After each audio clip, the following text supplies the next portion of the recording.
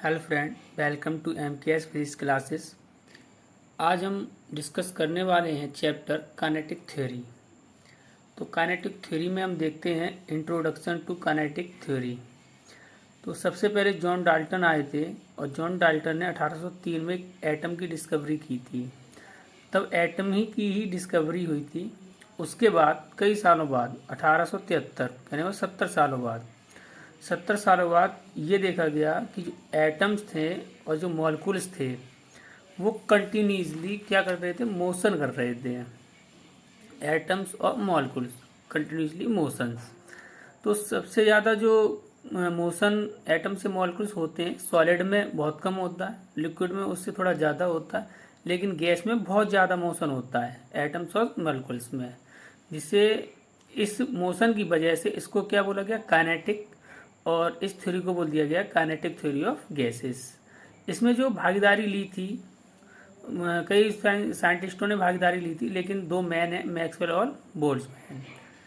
अब हम इसके एजम्पशन की बात करते हैं। तो एजम्पशन में क्या कंसीडर किया गया है, intermolecular force is absent in ideal gas. जो आइडियल गैस होती है, तो आइडियल गैस की जो इंटरमोलिकुलर जो फोर्स होता है वो क्या होता है, एब्सेंट रहता है आपका। ठीक है। अब इसके बाद हम बात करते हैं मीन फ्री पाथ। तो मीन फ्री पाथ का मतलब क्या है, जो आइडियल गैस में जो मॉलिक्यूल्स होते हैं वो रैंडमली जिगजैग मोशन करते हैं, टेढ़ी मेढ़ा मोशन करते हैं। तो उनका फिर मीन फ्री पाथ अगर हम फाइंड करना चाहते हैं तो क्या होता है, average distance travelled by a molecule between two successive collisions. अगर ये हमारा एक मॉलिक्यूल है, इससे टकराता है, टकराने के बाद ये यहाँ पे आ जाता है, यहाँ से टकराने के बाद यहाँ से टकराता है, फिर टकराने के बाद ये यहाँ पर आ जाता है। कहने का मतलब यहाँ पर ये मॉलिक्यूल जो है इस लार्ज वाले मॉलिक्यूल से यहाँ से टकराता है। ठीक है, ये टकरा करके यहाँ आ जाता है, आने के बाद ये यहाँ से फिर टकराता है, टकरा करके यहाँ पर आता है, फिर इससे टकराता है। तो कहने का मतलब क्या है, average distance travelled by a molecule between two successive collision. तो टू कॉलिजन कहाँ पे हुए, एक कॉलिजन यहाँ हुआ, एक कॉलिजन यहाँ हुआ। तो यहाँ से जो यहाँ तक ये पाथ है ये क्या होगा आपका λ1, यहाँ से यहाँ तक क्या होता है λ2, और यहाँ से यहाँ तक क्या होगा λ3। इसमें टाइम कितना है t1, इसमें टाइम कितना है t2, इसमें टाइम कितना है t3। तो इन λ1 λ2 λ3 डॉट डॉट जब इनका आप मीन फाइंड करोगे, this is a mean free path. तो लैम्डा एम इजकल टू क्या होगा, λ1 plus λ2 plus dot dot dot plus λn upon n। This is a mean free path formula. अब इसके बाद हम बात करते हैं average relaxation time. Average relaxation time क्या है आपका, जो टू सक्सेसिव कोलिजन हुए हैं उनके बीच में जो टाइम पीरियड है, this is a average relaxation time. इसको हम टो से रिप्रेजेंट करते हैं, average time period between two successive collision. तो कहने का मतलब अगर फर्स्ट कॉलिजन में T1 है, सेकंड में T2 है, और ऐसी डॉट डॉट डॉट एन तक, तो आपका average relaxation time tau m क्या होगा, equal to tau 1 plus tau 2 plus dot dot dot tau n upon n. अब इसमें हम क्या करते हैं, we study average property of gases. अब देखो गैस के जो मॉलिक्यूल्स होते हैं वो बहुत सारे होते हैं, बहुत संख्याओं में, तो जिगजैग मोशन करते रहते हैं उल्टा सीधा। तो जब जिगजैग मोशन करते हैं तो जब हम इसकी स्टडी करते हैं तो एवरेज पर करते हैं, किस पर करते हैं, एवरेज प्रॉपर्टीज पर गैस की। अब यहाँ पर हम बात करते हैं जो आइडियल गैसेस हैं। आइडियल गैसेस के लिए कुछ रूल्स फॉलो होने चाहिए, जैसे बोल्स लॉ, चार्ल्स लॉ, इस तरीके से। ठीक है, तो हम बात करते हैं बॉयल्स लॉ, जो हमें 1661 में मिला था।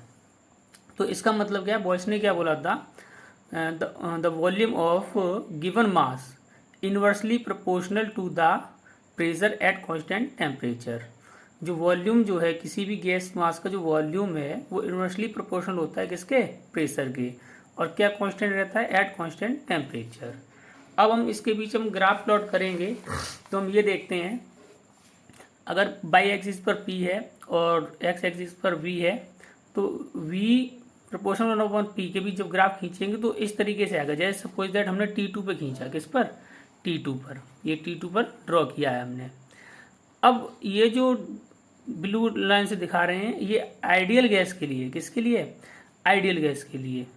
अगर हम इसका आइडियल गैस जो है थ्योरेटिकली है और जो रियल गैस है वो एक्सपेरिमेंटली है। तो जब हमने एक्सपेरिमेंटली किया तो ये डॉट डॉट इस तरीके से दिखाई दिया। कहने का मतलब ये ग्राफ जो थे एक दूसरे से थोड़े दूर थे।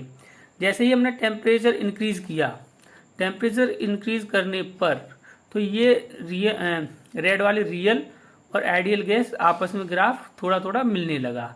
और टेम्परेचर को इंक्रीज किया, बढ़ाया, तो ये आइडियल गैस का ग्राफ और रियल गैस का ग्राफ जो एक दूसरे से मिलने लगा। तो कहने का मतलब टेम्परेचर जैसे जैसे इंक्रीज करते चले जा रहे हैं, टेम्परेचर क्या करते चले जा रहे हैं? Increase high temperature. तो हाई टेम्परेचर पर जो रियल गैस है बिहेव करती है किसकी तरह? आइडियल गैस की तरह। देखिए दोनों के ग्राफ क्या है? एक दूसरे के समथिंग समथिंग पास में है। कब हुआ ये? जब टेम्परेचर को हमने इंक्रीज किया, T0 greater than T1 greater than T2। अब बात आती है, अब गैस लॉ जो है एग्री करता है किसको? एक्सपेरिमेंटल को। गैस लॉ किसे करता है? एग्री किसे करता है? एक्सपेरिमेंटल को, जैसे बॉयल्स लॉ। अब हम बात करते हैं V प्रोपोर्शनल क्या था? 1/P। तो यहाँ से P भी इक्वल टू क्या हो जाएगा? कांस्टेंट। अगर एक गैस की दो कंडीशनें हैं तो उसके लिए क्या होगा? P1 V1 equal to P2 V2 equal to constant at constant temperature. अब 1783 में चार्ल्स लॉ आया। चार्ल्स लॉ ने क्या बोला? Volume of the given mass of gas is directly proportional temperature at constant pressure. अगर हम प्रेशर को constant रखते हैं तो वॉल्यूम हमारा जो है डायरेक्टली प्रोपोर्शनल होता है टेम्परेचर T के। तो यहाँ से क्या होगा? V/T equal to constant. ठीक है। अगर हम V और T के बीच ग्राफ ड्रॉ करेंगे तो हमारा इस तरीके से ये ब्लैक कलर से दिखाई दे रहा है, ये आइडियल गैस को रिप्रेजेंट करेगा V प्रोपोर्शनल T को। ठीक है। जब हम क्या करेंगे? टेम्परेचर को इंक्रीज करते जाएंगे तो यहाँ पर क्या होगा? देखो यहाँ पर रियल गैस के लिए हम ड्रॉ करेंगे तो ये ग्राफ जो है धीरे धीरे आगे जा कर के मैच कर जाएगा। तो कहने का मतलब रियल गैस जो है आइडियल गैस की तरह बिहेव करती है, या फिर आइडियल गैस रियल गैस की तरह बिहेव करती है। कब करेगी? जब टेम्परेचर आप इंक्रीज करते चले जाओगे हाई टेम्परेचर पर। जब आपका हाई टेम्परेचर होगा तो रियल गैस किसकी तरह बिहेव करेगी? आइडियल गैस की तरफ। तो V प्रोपोर्शनल T है तो V/T इक्वल टू कांस्टेंट। तो इसका क्या हो जाएगा? अगर डबल कंडीशन दे रखी है तो V1/T1 equal to V2/T2 at high temperature. Law holds for all gases. सभी जो गैसें हैं हाई टेम्परेचर पर किस लॉ को फॉलो करेंगी? चार्ल्स लॉ को फॉलो करेंगी। और ऊपर क्या पढ़ा था हमने? बॉयल्स लॉ को फॉलो करेंगी। बॉयल्स लॉ क्या था हमारा? Eight constant temperature volume inversely proportional 1/P। Charles law में क्या था हमारा? प्रेशर कांस्टेंट था V प्रोपोर्शनल T। तो इन दोनों को जब हम मर्ज करेंगे तो क्या होगा? V proportional T/P। तो क्या बनेगा हमारा? PV/T equal to constant. तो अगर हम दो कंडीशन की बात करते हैं तो क्या होगा? P1 V1/T1 equal to P2 V2/T2। ये रिलेशन आपका निकल के आएगा। Thank you friend.